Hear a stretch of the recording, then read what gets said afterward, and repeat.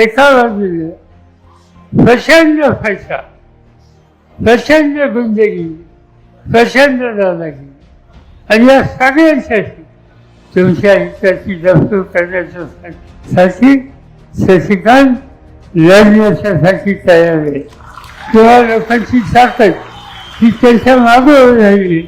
त्यांनी खात्री देऊ इच्छितो की शशिकांत मोठ्या मतांनी निवडून तर येतीलच, पण राज्यामध्ये राज्य चालवण्यासाठी आणि मागच्या वेळेला त्यांच्या जबाबदारी दिली ती जबाबदारी त्यांनी नशी उत्तरवाडी.